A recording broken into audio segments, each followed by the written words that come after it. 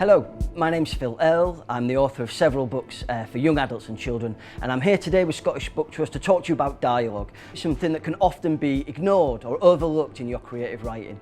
And the point I want to get across to you today is that writing effective dialogue can add so many layers to your work and can make your story more exciting, more gripping, more realistic. So here you go.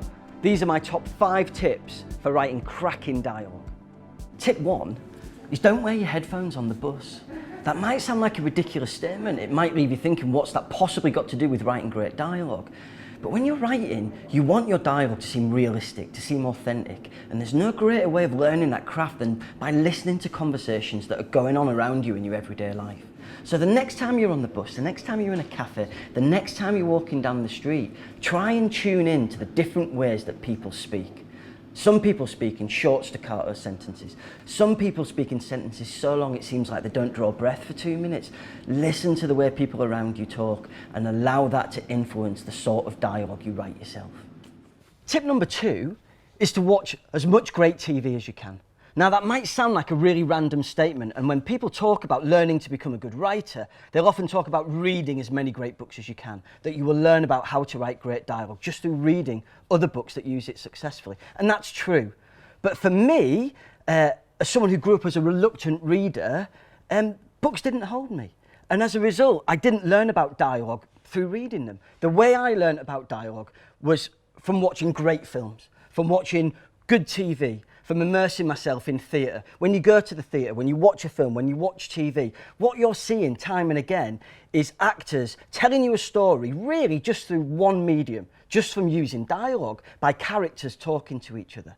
And I learned such a lot by watching these amazing films or watching great TV, the stuff that's on Netflix at the moment, the stuff that's coming out of HBO. These are script writers at the top of their game who can tell you someone's life story simply through the medium of dialogue. So surround yourself with much of it as you can, because that will improve your dialogue no end. Tip number 3 is to act it out.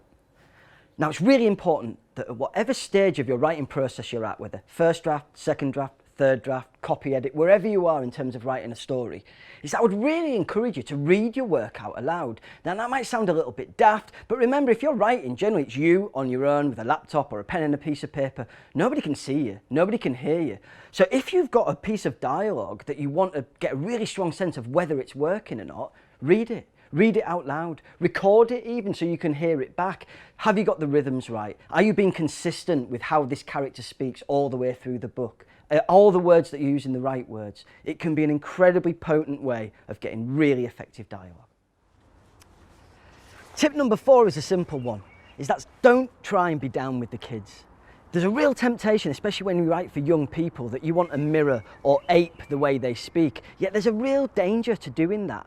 Sometimes slang or dialects can be really sort of time sensitive, and the way people speak now won't be the same way they'll speak in 2 months or 3 months or 4 months. So try and be natural, be really true to your characters, yet don't necessarily try and ape slang. And finally, tip 5, which is a simple one, but it's show, don't tell. This relates to some brilliant advice I was once given by an editor. Some of the best advice I've ever had with writing is that when you start to write, especially at the start of your career, you want to impress everyone with the quality and the beauty of your prose. But sometimes you have to step back from that vanity and say, I'm not going to let the prose do the work. I'm going to let the dialogue do the work. So if you have a pivotal moment in your story, don't use prose to show what's going on. I would really encourage you to try and tell those pivotal moments through dialogue. There are loads of examples. There are examples in every single book that you could read. When I was writing Heroic, this is a book about brotherhood. It's about 2 brothers. And I knew that in every scene, every pivotal scene between those 2 brothers, I wanted to tell it time and again through dialogue. So in the end, it happens exactly in that way, on the top of a 30-story tower block, and it's dark, and there's a helicopter zooming overhead. And of course, through the prose, I'm describing those factors, but the rest of the scene is told almost entirely through dialogue, because it's so much more effective to see that scene develop through 2 people speaking to each other, rather than just through my flowery prose. Give it a try, it can work really effectively for you.